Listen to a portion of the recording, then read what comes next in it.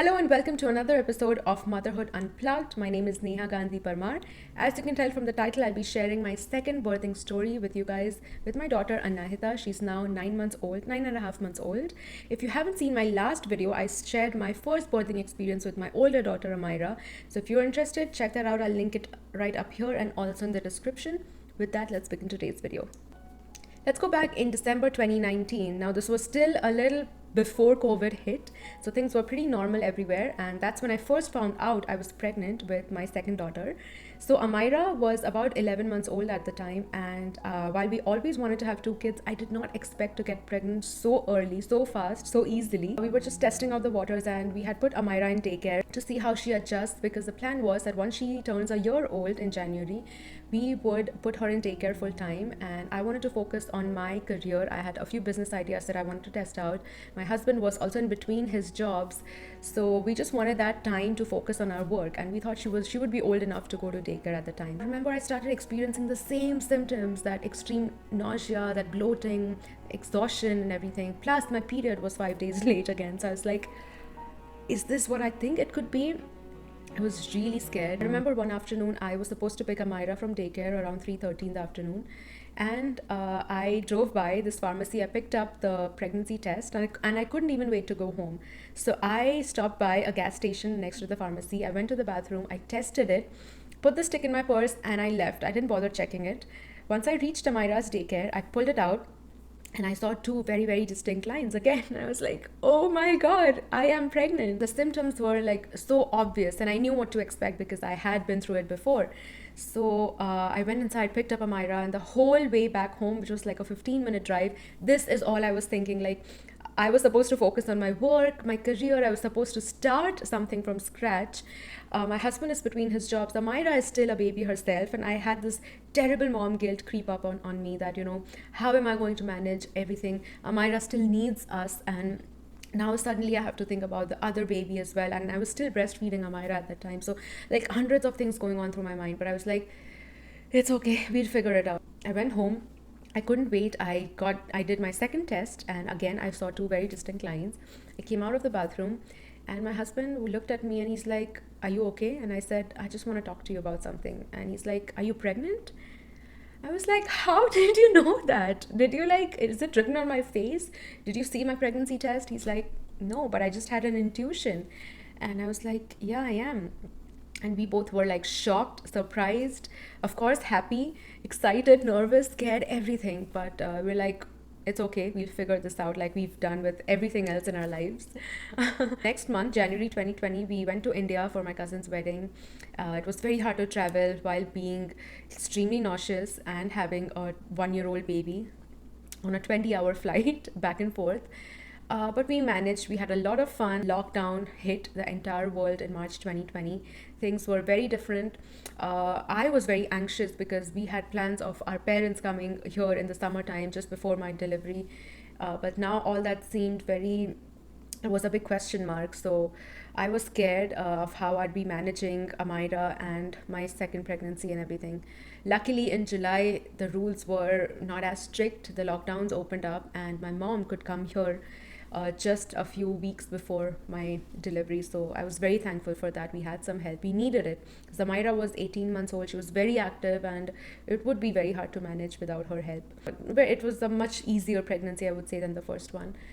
And then my due date given to me by my doctor was August 14th. It's August 13th. I'm almost 40 weeks now. Officially due tomorrow, but I don't know. I'm feeling a little uncomfortable. I have a little bit of a cramp or pressure. I don't know. It could be the beginning of contractions or it could be nothing. I had my doctor's appointment today and I'm 2 centimeters dilated. So let's hope for the best. As we approached the due date, nothing, no symptoms as usual. We went to bed, and then around like 12:01 a.m. ish, I started getting cramps. And I was like, okay, I think it's going to be the same that happened with my first time. I'm going to get these contractions, so I exactly know what to expect and what to do. Told my husband that, this is what's happening. I'm going to time them on my phone on the app, and then we'll see. So then they started progressing much faster this time, and I couldn't lay in bed. So I came downstairs. I was lying on this couch, sitting on this couch right here behind me. And I started moaning in pain. And I thought, this is not how fast it happened the first time. Like, why do I feel it so strong this time?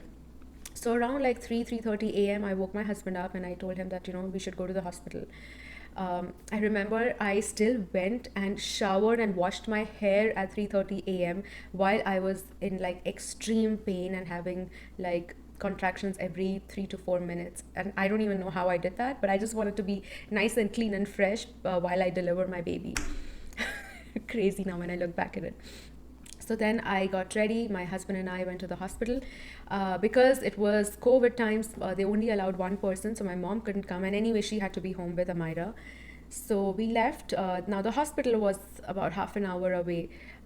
It was the same hospital where I delivered the first time, but back then we lived closer to the hospital. Now, this present house is about half an hour away from the hospital. They told my husband to wait outside while they took me inside to check, and I was like, why? I'm like, why does he have to wait? And he said he can come in, but for now he needs to wait outside. So then they took me in. They did the same tests that they did the first time, but this time I was just like not able to like bear the pain for some reason, and I was like, why is it happening like this so fast? So they checked to see how dilated I was, and they said, oh, you're 9 centimeters dilated. You're in active labor. No wonder you're screaming in pain. I was like, seriously, are you serious? And they're like, yeah, you're ready. So we're gonna take you to the boarding suite and you have to start pushing. And I was like, no, but I need an epidural before that. And they said, no, it's too late for that. You are 9 centimeters. You're almost 10 centimeters. So we cannot wait for you to get an epidural now. It's too late. So they took me to the boarding suite. I was sweating in anxiety, and I was scared. I was like, natural birth? Are you kidding me? Then they told me, you can call your husband and call him inside. So I called him in and I told him. He was like, he freaked out, but he said that it's okay, you can do it. You've done it before, and second time's supposed to be easier, which by the way wasn't for me. Just FYI. So then by now it was about 7 a.m. on August 15th. I was pushing and pushing, no progress, nothing was happening. I told the nurse, you know what, this time I feel it even worse because I don't have epidural and I feel each and every contraction. I need a C-section. Like, I really need a C-section. I cannot bear this pain. And I've been pushing for a few hours and there's no progress, so I might as well get a C-section. And she said, no, the baby is moving. And the baby's like when I push, the baby goes down. But then when I stop pushing, it kind of comes back up. So they said, you're pushing it well, but you need to just apply that one extra force so that it goes all the way out of the birthing canal. And I was like, that is where my energy is lost. Like, I'm pushing all the way, and then like I get so exhausted that I have to stop, and then everything's back to square one. So they said, yeah, but you can do it. And they were really helpful, very supportive, very encouraging, very friendly. So I didn't have any problems with that. And a few hours went by, same situation. The baby was moving a little, but still not there quite yet. And I told them, can the doctor come and use a vacuum? That's what they did the last time. And the nurse said, well, for that, the baby's head has to be slightly out. This time, the baby's head is not out enough. So the doctor cannot put the vacuum and suck it out yet. You need to push a little bit more and then maybe he can do it. So I said, okay, I'll do it. My husband was, as usual, giving me water and ice chips. And I was sweating in pain. I was exhausted and like literally dying. I said, please give me an epidural. I don't care if this labor is longer, it extends a bit, but I need some rest. I need some relief from this pain. So they said, okay, we'll arrange for an epidural, but then we don't know how long it could take. I said, that's okay. So just when they were about to get a doctor in to come in to give me an epidural, I had another contraction and I pushed. The baby kind of moved a little and got even down, further down. So they said, I think you can just do it. You don't need an epidural. You can do it without it. And I was like, okay. Then they said that, if you've been pushing for many hours, the baby has moved. We'll call the doctor and then he'll come and see, and then he can suggest if he can do something. I said, okay, great. The doctor came in, again, very, very friendly, very helpful, very relaxed in that extreme chaotic situation. He was an older doctor. He came and he said that the problem is that the baby was head down, but she was at an angle, so she was not the way she was supposed to be for her to slide out easily. She was at an angle. Her shoulders were obstructing the birthing canal, and that's why she couldn't get past down. So they said in this situation we cannot turn the baby. The baby cannot turn by itself because she's in that position. She's kind of stuck there. So what we can do is use forceps to just pull the baby's head out. The baby might have a few marks or like a little dent on her head or body just because of the forceps, but it's not damaging at all. It'll heal on its own in a few days or like a week or so. So don't worry about it. We'll be very careful with it. And I said, okay, I trust you completely. So I still had to push. The doctor put the forceps in, pulled her head out. Again, I had to push one more time. The baby was out completely. Whew, I felt like a huge rock was removed out of my body. Then I had to push in once more to get the placenta out, and they immediately wrapped her up. They put her on my chest just like the first time. This time I was in way more pain than I was the first time. Yeah, oh, I'm good, yeah. The last and last is if you need Yeah, to you get that out. Yeah. You get that out. Yeah. This is more complicated now without a Gina, right? Yeah. Hi. Oh, yeah. I had more stitches this time than the first time. But then I saw my chunky little Rasgulla, my baby Anahita. We didn't have a name for her back then. It almost took us a week to name her, but we used to call her Peaches. And she was a peach because she was so round and like chunky and like red and like pink and orange. She was like a peach. So they put her on my chest, and again that moment I was just the best moment of my life. But then they heard some noise in her breathing, in her lungs. So they said that they need to test her and check her lungs to see if she's okay. So the pediatrician came in, they weighed her, they checked her heart, lungs, everything that they normally do. While the doctors were stitching me up down there, she has some wheezing sound, sort of like wheezing sound in her chest. So they would have to take her to NICU.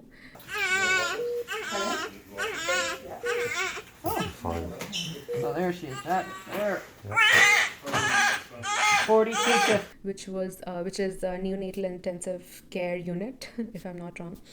And they said that they'll keep her there for some time, and then if she's okay, then by night she can be back with me in my room. So I was very, very like disappointed and heartbroken and scared because this never happened with Amira, and I just held her for like 5 minutes and then she was gone. We'll go quickly.